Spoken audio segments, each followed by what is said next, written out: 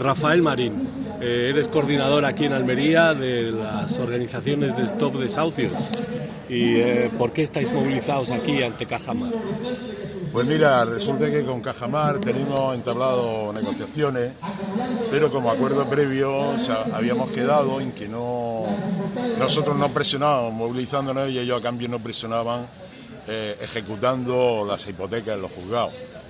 Y sorpresivamente en medio de la negociación pues se han seguido ejecutando y llegando al extremo de subastar vivienda y quedarse con ella sin negociar una salida viable para su préstamo hipotecario, e incluso desahuciando a una familia que además de no tener ingresos tiene una hija discapacitada.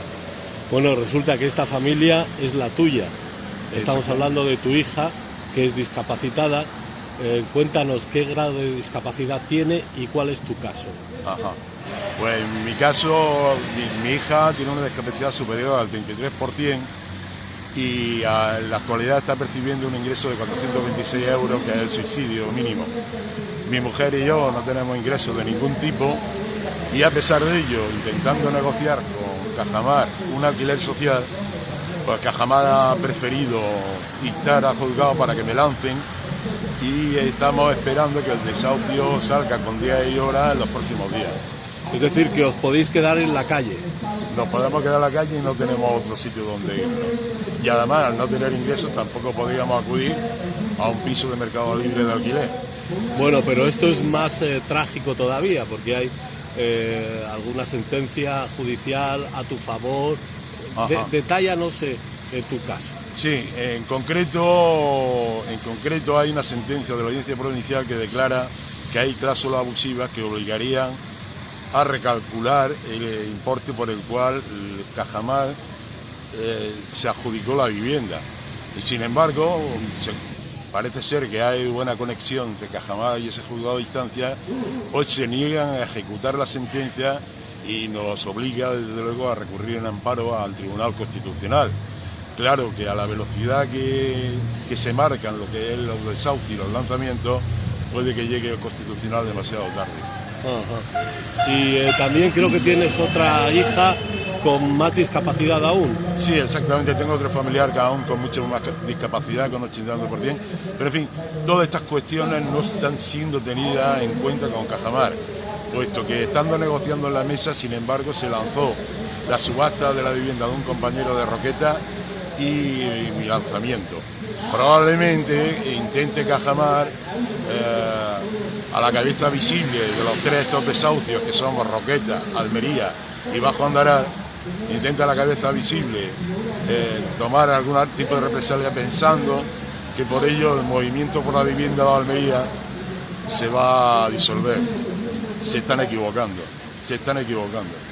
Nos decía tu compañero Manolo Pérez que parece que todo esto viene por algún cambio directivo en la cúpula de Cajamar, porque estabais negociando tu caso y otros y parece que podía haber acuerdo y de repente se ha roto todo. Exactamente. Tuvimos una serie de movilizaciones en junio y julio contra Cajamar y Unicaja, porque es curioso, llama mucho la atención, incluso sorprende que con el resto de la banca estamos llegando a soluciones negociadas, haciendo viables los préstamos hipotecarios de conformidad con la ley, y sin embargo las dos entidades de origen almeriense son las que más dificultades estamos teniendo.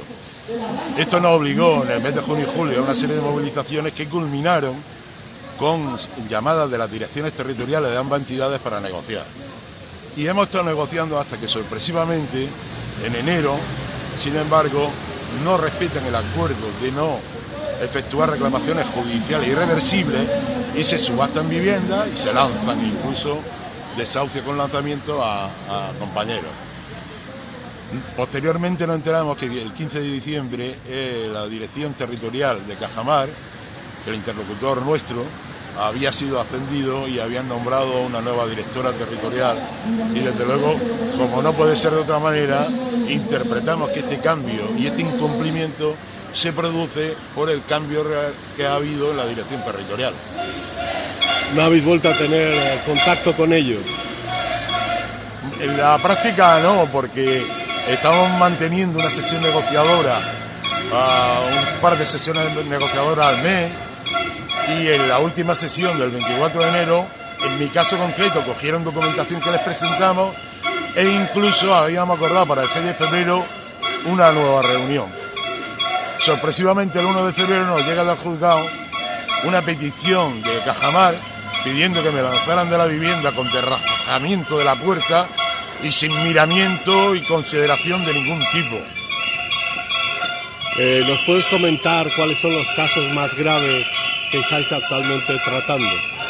Pues actualmente con Cajamar, como he dicho, una subasta que según ellos tenían paralizada en el juzgado, no es verdad, hemos descubierto que no es verdad porque no ha llegado un escrito del juzgado donde la subasta sigue para adelante, y mi caso, que también es un desahucio con lanzamiento, pero esto en cuanto a Cajamar. En cuanto a mi caja, es verdad que está respetando no judicializar los casos, pero a cambio están bloqueadas más de una veintena de casos y no hay manera de desbloquearlo.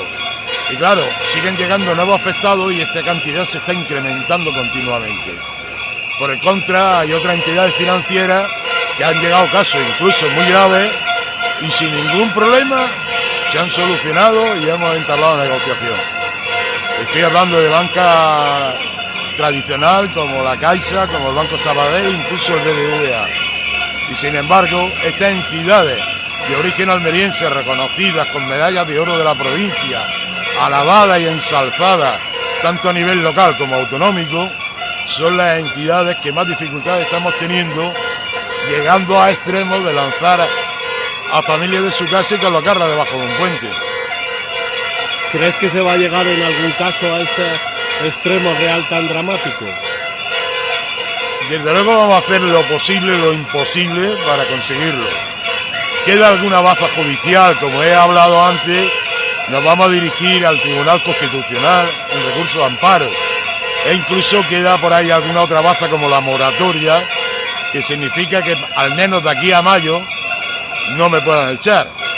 Pero esperemos que Cajamar y el juzgado no miren con lupa la documentación que presentemos y basándose en cualquier excusa, por ejemplo que un certificado no viene con letra mayúscula, lo denieguen. Pero en cualquier caso vamos a recurrir a la opinión pública, a movilizaciones a nivel judicial, al constitucional, partidos políticos, etcétera.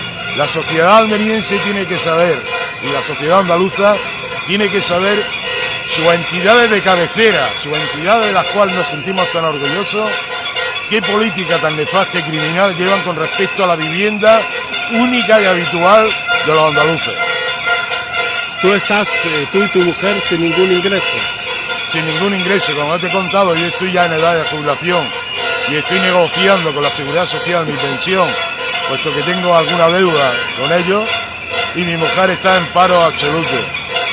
Y solo mi hija, que está cobrando un subsidio de 426 euros. ¿Y cómo es que no tienes ingresos, que no tenéis? ¿Cómo habéis llegado a esta situación? Yo he estado 35 años trabajando en una entidad bancaria. Esa experiencia que tengo es la que me hace ahora poder ayudar a muchos compañeros y poder coordinar los gestores de desahucios de la provincia. En las fusiones bancarias que hubo hasta converger en Argentaria primero y luego en el BBVA, esa A de Argentaria, pues muchos fuimos despedidos o indemnizados para que abandonáramos nuestro puesto de trabajo. Y así he llegado a esta situación. Por último, en la provincia, ¿cuántos casos estáis vosotros tratando ahora mismo de gravedad?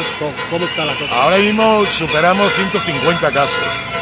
Bien es verdad, como te he dicho antes, que hay un contacto fluido y negociador con muchas de las entidades, y los que realmente tenemos atascadas son curiosamente Estado Almeriense y Cajasur, otra entidad de origen andaluz. Son prácticamente las que tenemos endeudadas. El resto están en negociación y con soluciones viables.